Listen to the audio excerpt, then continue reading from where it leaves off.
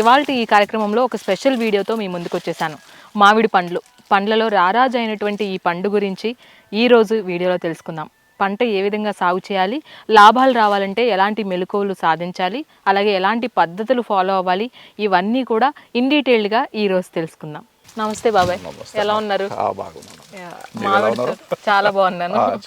చాలా చక్కగా అనిపిస్తుంది. ఇన్ని ఎకరాల్లో మామిడి తోట, అది కూడా సేంద్రియంగా పండిస్తున్నారు. అసలు మామిడి తోట స్టార్టింగ్ ఎప్పుడు చేశారు? మేము దాదాపు ఒక 20 సంవత్సరాల నుంచి చేస్తున్నాము. 20 సంవత్సరాల నుంచి చేస్తున్నాం. మామిడి తోట ఎన్ని సంవత్సరాలు? మామిడి తోట 20 సంవత్సరాల నుంచి చేస్తున్నాం. 20 సంవత్సరాలు. అప్పుడు అసలు స్టార్టింగ్ పెట్టుబడి 2002లో భూమి కొన్నాను. 2002లో కొని 2003లో పెట్టాను, మామిడి తోట పెట్టేసాను. అప్పటికెళ్ళి ఇప్పటిదాకా మామిడి తోట సాగు చేస్తూనే ఉన్నాను. మామిడి తోట, బత్తాయి, మామిడి, అది బత్తాయి, చిత్తపోల, సపోటా, ఇవన్నీ కూడా ఇంకా పండిస్తున్నారు. కొన్ని అప్పటి నుంచి పండిస్తూనే ఉన్నాం. ఇప్పుడు 2003లో ఎన్ని మొక్కలు తీసుకొచ్చి పెట్టారు ఇక్కడ? అప్పుడు 250 మొక్కలు తీసుకొచ్చి పెట్టారు. మళ్ళీ తర్వాత కొన్ని స్టెప్ బై స్టెప్ పెంచుకుంటూ వచ్చారు. ఇప్పటి వరకు 600-700 అట్లా పెట్టి దాన్ని సాగు చేస్తున్నాం. మొక్క అసలు ఈ చెట్టు అవ్వడానికి ఎంత టైం పడుతుంది, ఎన్ని సంవత్సరాలు పడుతుంది అంటారు? అప్పుడు తెచ్చిన మొక్కలు కాబట్టి ఒక లేట్ గా వచ్చింది. ఇప్పుడు మొక్కలు అయితేనేమో ఒక 3 సంవత్సరాలలో కాపేస్తున్నాయి. అప్పుడు ఒక 4 సంవత్సరాలు 5 సంవత్సరాల్లో కాసేసినాయి. కరెక్ట్ టైం అది. Correct time.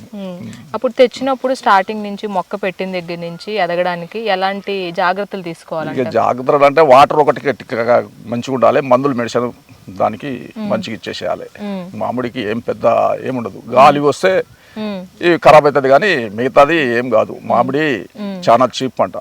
వాతావరణం కానీ మట్టి కానీ ఎలా ఉంటే? మాకు మంచిగానే ఉంది. మాకు ఎర్ర మట్టి కానీ, దుబ్బ కానీ, పలుగు కానీ, ఇటువంటి వాటికి మామిడి మంచిగానే ఉంటది. నీరు అంటే ఎప్పుడు అవసరం లేదు. మన కాపుకు వస్తుందనే ముందు పూత వస్తే దశలో మనం వాటర్ పెట్టేసుకోవాలి. పూత ఒక తడి చేసుకోవాలి, ఆపేసుకోవాలి. తర్వాత మళ్ళా పిందె సైజుకు, సీసం కొట్టి సైజు పిందె వచ్చేసరికి అప్పుడు వాటర్ ఇచ్చేసేయాలి. అప్పటికెళ్ళి కొంచెం మళ్ళీ ఒక తడి ఇచ్చేసి ఆపేసుకొని మళ్ళీ తర్వాత కొంచెం లావు కాగానే అప్పటికెళ్ళి ఇచ్చేసుకుంటే తొందరగా వచ్చేస్తుంది. రోజుకి ఎన్నిసార్లు నేను మన డ్రిప్ సిస్టమ్ కాబట్టి ఇక పెడుతూనే ఉంటాం. ఫస్ట్ నుంచి అంటే డ్రిప్పింగ్ సిస్టమ్ అంటే ఈ మధ్యన వచ్చింది. ఫస్ట్ నుంచి మనం డ్రిప్ వేసుకున్నాం. ఫస్ట్ నుంచి నేను పెట్టిన కాడ నుంచి కూడా డ్రిప్, స్టార్టింగ్ నుంచి డ్రిప్ వేసుకున్నాం. వాటర్ ఇప్పుడు కూడా నేను కట్టేసేయలేదు, ఎందుకంటే వాటర్ తక్కువ ఉంది కాబట్టి డ్రిప్ తోటి సాగు చేసినాం. పూత అసలు ఏ సీజన్ లో స్టార్ట్ అవుతుంది మామిడి పూత? జనవరి, ఫిబ్రవరి నుంచి స్టార్ట్ అవుతుంటది. అప్పుడు మంచు ఎక్కువ ఉంటది కాబట్టి కొంచెం పూత వస్తుంటది కానీ మంచుకు రాలిపోతుంటది అన్నట్టు. అప్పుడు నిలబడ్డదే పిందె బాగా వస్తుంటది, లేకపోతే వేస్ట్ అయిపోతుంటది. సుమారు 20 సంవత్సరాలు చరిత్ర ఉంది చెట్లకి. అసలు లైఫ్ టైం ఎంత ఉంటది చెట్లకి? ఉంటది. మామిడి అంటే మనం చూడలేదు కాబట్టి, కానీ ఒక 40 సంవత్సరాలు 50 సంవత్సరాల దాకా చరిత్ర ఉంటది. వీటి కూడా కొమ్మలు మళ్ళీ కొయ్యొచ్చు. ఈ కొమ్మలు కూడా మళ్ళీ కొయ్యొచ్చు. కోసి మళ్ళీ వదిలేస్తే మళ్ళా ఎగురొచ్చి వస్తాయంట. కానీ మనం చూడలే. కానీ మన మీ ఆంధ్ర సైడు అట్లా చెప్తున్నారు, మాకు వచ్చి కూడా చెప్తున్నారు. మళ్ళీ కొమ్మలు కోసేసి మళ్ళా సాధొచ్చు అని. 40-50 సంవత్సరాల దాకానైతే మాకు ఉన్నది. సాధారణంగా ఇందులో కూడా రకాలు ఉంటాయి. ఈ తోటలో ఎన్ని రకాల మామిడి? ఇందులో బంగనపల్లి ఉన్నది, మల్లిక ఉన్నది, రసాలు ఉన్నాయి, పచ్చడికాయలు ఉన్నాయి, ఇక చీకుడు పండ్లు ఉన్నాయి. ఎన్ని రకాలు ఉన్నాయి, అన్ని రకాలు ఉన్నాయి. చెట్లకి అంటే మీరు తినటం వరకు పండ్లు పెట్టుకొని మిగతా అన్ని కోతకి ఇచ్చేస్తాం, గుత్తకి ఇచ్చేస్తాం అన్నట్టు. అంటే బేరగాళ్ళు వస్తారు కదా, వాళ్ళకు 1,00,000, 2,00,000, 3,00,000 అనేది దానికి ఇచ్చేస్తాం అన్నట్టు. ఎకరాకి ఇంత ఉంటుందా? ఎకరానికి అనేది ఏం లేదు. ఇక వాడిని కాయని బట్టి మనం ఇచ్చేస్తుంటాం. అంటే ఒక్కొక్క కాయ చెట్టుకి ఎన్ని కాయలు కాసినాయి వాళ్ళు లెక్కేసుకుంటారు. నేను చెట్లు ఉన్నాయి, ఇన్ని కాయలు కాస్తున్నాయి, మనకి ఇంత టన్నులు వస్తుంది అనేది వాళ్ళు చూసేసుకొని వాళ్ళు మాట్లాడితే మనం దాన్ని బట్టి ఇచ్చేస్తాం. మార్కెట్ లో చూస్తే కిలో 400-500 ఉన్నది. ఈ సంవత్సరం 1,80,000 పోయింది ఫస్ట్ లా. తర్వాత 1,50,000 కూడా పోయింది. అప్పుడు మనకు రాలేదు కాయ, అప్పుడు కోతకు రాలేదు, మనకు పిందే లేదు అప్పుడు అసలు. ఇప్పుడు ఉన్నది 30,000, 40,000. ఇప్పుడు ఇట్లా పోతుంది, చాలా తక్కువ పోతుంది. అప్పుడైతే 1,80,000 ఫస్ట్ టన్ను. ఈ 10 ఎకరాల్లో ఎన్ని టన్నులు కాపు అనేది వస్తుంది ప్రతి సంవత్సరం? ఇక మనం ఎప్పుడు నేనేం తూకం చేయలేదు. ఎప్పుడైనా కానీ 3 లక్షలు, 3,50,000 అక్కడికి వెళ్ళి ఇచ్చుకుంటూ వస్తా ఉన్నా. 7 సంవత్సరానికి 3 లక్షలు లాభం వస్తుంది అట్లా. మనం ఇప్పుడు పంట ఇప్పుడు కోసేస్తారు కదా బాబాయ్, కోసేసాక మళ్ళీ పోత వచ్చే వరకు ఖాళీగానే ఉంటుంది. ఖాళీగానే ఉంటుంది, ఎందుకంటే ఇవి చెట్లు దగ్గర ఉన్నాయి కాబట్టి మనం ఏం పంట మధ్యన ఏం వేసుకోము. ఇట్లే పోయిన చెట్లలో ఇగో చిత్తపల్లి చెట్లు ఉన్నాయి, అవన్నీ పెట్టుకుంటే మనకు దాని వల్ల మళ్ళీ కొంత లాభం ఉంటుంది. గ్యాప్ ఎంత ఉండాలి ఒక చెట్టుకి ఒక చెట్టుకి? ఒక చెట్టు కంటే అప్పుడు మనం 20 ఫీట్లు 25 ఫీట్లు దాకా పెట్టేసినాం, ఇప్పుడు దగ్గర పెడుతున్నారు. ఇప్పుడు వచ్చే మొక్కలకు దగ్గర పెడుతున్నారు, 15 ఫీట్లు 16 ఫీట్లు పెడుతున్నారు. అలాగే ఇప్పుడు ఈ చెట్లతో పాటు డ్రిప్పింగ్ సిస్టమ్ కూడా ఇప్పుడు చాలా మంది దీన్నే ఫాలో అవుతున్నారు. డ్రిప్పింగ్ కి ఎంత పెట్టుబడి అయింది? పెట్టుబడి అంటే అప్పుడు సబ్సిడీ ఇచ్చిందమ్మా, ఇప్పుడు 100కి 90 లెక్కన వాళ్ళు సబ్సిడీ ఇచ్చారు. మనం 10 కడితే వాళ్ళు 90 గవర్నమెంట్ ఇచ్చేసింది అప్పట్లో. ఇప్పుడు ఏమన్నా వస్తున్నాయా సబ్సిడీ? ఇప్పుడు మనకు ఇక రాదు ఈ సబ్సిడీ, ఇప్పుడు ఏం లేదు, పెద్దగా లేదు. అప్పుడు బాగుండే కానీ ఇప్పుడు లేదు. ఎందుకని సబ్సిడీ? ఇంకా గవర్నమెంట్ ఏం చేస్తున్నారో ఇంకా మనకేం తెలియదు. ఇప్పుడు సబ్సిడీ తక్కువ. ఇప్పుడు పామ్ ఆయిల్ పెట్టేదానికి ఇప్పుడు సబ్సిడీ ఇస్తున్నారు, డ్రిప్ సబ్సిడీ ఇస్తున్నారు. ఇప్పుడు మామూలుగా పురుగు కూడా పడుతూ ఉంటుంది కదా చెట్లకి, ఆ పురుగు పట్టినప్పుడు అసలు ఏం జాగ్రత్తలు తీసుకుంటారు? మెడిసిన్ కొట్టాలి, మందులు కొట్టాలి. మేము ఒకసారి 3 సార్లు 4 సార్లు మందులు కొట్టేస్తాం సంవత్సరానికి. అంటే పూత వచ్చినప్పటి నుంచే కాయ వరకు కొట్టేస్తాం, అప్పటిదాకా కొట్టేస్తాం. ఇటు పక్షుల వల్ల కూడా కాయకి డ్యామేజ్ ఏం కాదు. అయినా ఏమైంది, ఏమి తింటాయి అవి, తినకుంటే ఎట్లుంటది? పక్షులు తింటాయి, కోతులు తింటాయి, కొండెంగలు తింటాయి, ఉన్నాయి మా దగ్గర గుట్టల ఏరియా కాబట్టి అన్ని ఉన్నాయి. అన్ని పోను కూడా ఇక వచ్చేది వస్తూనే ఉంటుంది లాభం. ఎరువులు ఏ విధంగా వేస్తుంది? ఎరువులు అంటే పశువుల పెంట వేస్తాం, కాకపోతే డిఏపి కొంచెం వేస్తాం. చెట్టుకు కేజీ 2 కేజీలు, అంతకన్నా ఎక్కువ. పెంటతోటే ఎక్కువ, మనకు మెడిసిన్ తోటి ఏది అవసరం లేదు ఇక. ఎందుకంటే దీని ఆకు రాలుతుంది, అదే బలం అయిపోతుంది, ఎరువు అయిపోతుంది. వాటర్ ఒకటి కరెక్ట్ గా పూత దశ నుంచి పిండి దశ దాకా వాటర్ ఉంటే మనకు కరెక్ట్ గా వస్తుంది. ఇప్పుడు చూస్తుంటే మార్కెట్ లో కూడా పచ్చగా ఉంటున్నాయి, వెంటనే 2వ రోజు అది ఎందువల్ల అంటారు? అది మన కార్బెటర్ వేస్తారు, పండిపోతుంది ఎమ్మటే, 1 రోజులో పండిపోతుంది. ఈ రోజు కార్బెటర్ వేస్తే పొద్దున్నే ఉదయానికి పంతది, అది తినకూడదు. మన చెట్టు మీద పండు తిని చూడండి మీరు, ఇక్కడ రాలిన పండు కానీ చెట్టు మీద నుంచి రాలుతుంది, తిని చూడండి ఎట్లా ఉంటది. మార్కెట్ లో కొనుక్కొని తిని చూడండి ఎట్లా ఉంటుందో, దాని రుచి వేరే, దీని రుచి వేరే, రుచి కూడా పాడైపోతుంది. అది కార్బైడ్ కొట్టారని ఏమైనా తెలుసుకోవచ్చా మనం? తెలుసుకోవచ్చు. ఎలా అర్థమవుతుంది? మచ్చలు వస్తాయి దానికి, నల్ల మచ్చలు వస్తాయి. దీనికి రాదు, ఎరుపు వస్తుంది ఇది. ఇప్పుడు ఇగో అక్కడ కాయ రాలింది కదా, అది అంటే పాడైపోయింది, కానీ ఈ కలర్ కు ఆ కలర్ కు చాలా తేడా ఉంటది. ఇగో ఈ పసుపు కలర్ వస్తుంది, అదేమో ఇక్కడ మచ్చలు వస్తుంటది అన్నట్టు. కార్బెటర్ వేస్తే మేము కూడా వేసి చూసినాం కానీ మనం తినొద్దు. కార్బెటర్ వేస్తే మెడిసిన్ కాబట్టి మనకు ఆరోగ్యం ఖరాబ్ అవుతుంది కాబట్టి తినలేము. ఈ కాయ తయారైందని ఎలా తెలుసుకోవచ్చు? దీని మీద వస్తుంది, ఎరుపు వస్తుంది, కాయ కూడా కలర్ వచ్చేస్తుంది. ఇట్లా ఉప్పు లెక్క మనకు వచ్చేస్తే కాయ తయారైపోయినట్టే, కోతకు రెడీగా ఉన్నట్టు. ఈ మార్కెట్ లో ఇప్పుడు కోత గీత ఏం లేదు, మెడిసిన్ కాబట్టి ఏ కాయ పండుకుంటది. ఇప్పుడు తెలుగు మొత్తం అదే తింటుండ్రు, హైదరాబాద్ మొత్తం అదే. ఇక మా దగ్గర తినరు, అది కార్బెటర్ వేస్తే మన దగ్గర తినరు. మీరు ఇక్కడ ఈ ఊర్లో ఇది ఎలాగా మార్కెట్ కి ఇస్తూ ఉంటారు? ఎవరెవరు వస్తారు, ఎక్కడ ఇస్తారు మార్కెట్? మేము అంటే మార్కెట్ కంటే మేము తోటలకే వచ్చి వాళ్ళు తీసుకెళ్ళిపోతారు, వాళ్ళే కోసుకొని తీసుకెళ్ళిపోతారు. ఏది మాల్ నుంచి, ఈ ఏరియా నుంచి, నల్గొండ నుంచి కానీ, దేవరకొండ నుంచి కానీ బేరగాళ్ళు వస్తుంటారు. మనం వాళ్ళకు తోట చూపెడతాం, వాళ్ళే చూస్తారు, పూత మీదనే వస్తారు, వీళ్ళు వచ్చి మాట్లాడుకుంటారు, పోతారు, రేట్ మాట్లాడతారు. తెంపే విధానం కూడా కాయ పాడవకుండా ఉంటది అంటారు కదా? కాయ తెంపాలంటే ఇది ఉండాలి, ఇది ఉండాలంటే ఇక్కడే ఉండాలి, ఇక్కడికే తెంపాలి. ఇది ఉంటేనే కాయ, లేకపోతే ఇది సొన వస్తుంది. ఈ సొన కాయ అయింది కాబట్టి సొన రాలేదు, కాకపోతే సొన వచ్చి దీని బట్టి కారితే దీంట్లోకి వెళ్ళి ఖరాబ్ అయిపోతుంది, పాడైపోతుంది. కాబట్టి ఆ పైన కొంచెం కొమ్మ అనేది ఉంచాలి. కాయ కూడా తెంపితే ఎట్లా చేయాలంటే ఆ సొన కారకుండా కూడా ఇట్లా నిలబెట్టాలి. ఇట్లా నిలబెడితే ఆ సొన అనేది కూడా వెళ్ళిపోతుంటది అన్నట్టు, కాయ మీద పడకుండా కింద గుంజుకుంటది. ఇప్పుడు తోటలు తెంపుతోళ్ళు అట్లనే చేస్తారు అన్నట్టు. ఈ కాయ తెంపినవి అంటే ఇట్లా నిలబెట్టుకొని సాయంత్రానికి పెట్టెలలో పేపర్ వేసి ఎత్తేసుకుంటారు. రారాజే ఎంతైనా ఈ మామిడి పండుకున్న ప్రత్యేకత ఏ పండుకి కూడా ఉండదు. అందులోనూ తోటలో చెట్టుకు పండిన కాయని తినడానికి ఎంతో అదృష్టం ఉండాలి. ఈరోజు మేము ఆ అదృష్టాన్ని నోచుకున్నామని చెప్పుకోవాలి. ఎందుకంటే ఇప్పుడున్న రోజుల్లో ఏది కార్బైడ్ ఫ్రీ, ఏది కార్బైడ్తో ఉన్నది అనేది తేడా తెలుసుకోవడం అనేది చాలా కష్టమైపోతుంది. ఇలా చెట్టుకు పండిన కాయల్ని తినటం అనేది చాలా అరుదుగా జరుగుతుంది. కానీ ఈ టేస్ట్ అమోఘం అన్నమాట. సో ఎంతో టేస్టీగా ఉంది. ఆ కమ్మదనం తెలుస్తుంది పండులో ఉన్నది. ఎంతైనా మామిడి పండే. స్టార్టింగ్ మీరు అసలు ఈ 10 ఎకరాల్లో స్టార్ట్ చేసినప్పుడు మొత్తంగా పెట్టుబడి ఎంత అయింది మొక్కలకు కానీ? పెట్టుబడి అంటే మాకు మేము పెట్టుబడి జేసీబీ పెట్టి గుంతలు తీపించుకున్నాం. అప్పుడు 20 రూపాయలు 10 రూపాయలు పెడితే ఒక 3 ఫీట్లు అట్లా గుంత అయిపోయింది. అప్పట్లో 20 రూపాయలు పెడితే ఒక గుంత అయిపోయింది. 30 రూపాయలు పెట్టి మొక్క తెచ్చేసినాం. 50 రూపాయలు ఆ ఖర్చు. డ్రిప్ అంటే గవర్నమెంట్ ఇచ్చిండ్రు, మేము వేసేసుకున్నాం. ఇక వ్యవసాయం మేము చేసుకుంటున్నాం, వాటర్ మేమే కట్టుకుంటున్నాం. ఇంకా కూలీలు అవసరం లేకుండా దీంట్లో కూలీ పెట్టని ఇక మీరే చేసుకున్నారు మొత్తం మొక్క పెట్టిన దగ్గర నుంచి ఇప్పటి వరకు కూడా. ఇట్లనే గడ్డి అది ఉంటే పిచ్చి మొక్కలు వచ్చినప్పుడు ఇంకా కలుపు మొక్కలు తీయడానికి ట్రాక్టర్ ఉంది కాబట్టి మనకు సేద్యం మనమే చేసుకుంటాం. అలాగే ఇప్పుడు మనం చూసిన కాయ ఏ రకం బాబాయ్? ఇది బంగనపల్లి మామిడి. బంగనపల్లి ఇది చెట్టుకుంటే ఇది పచ్చిది, ఇది కొంచెం పండితే ఇంకా తీయగుంటది. ఇప్పుడు అంటే కోత కోసిండు కాబట్టి ఇవి చిన్న సైజు ఉన్నాయి.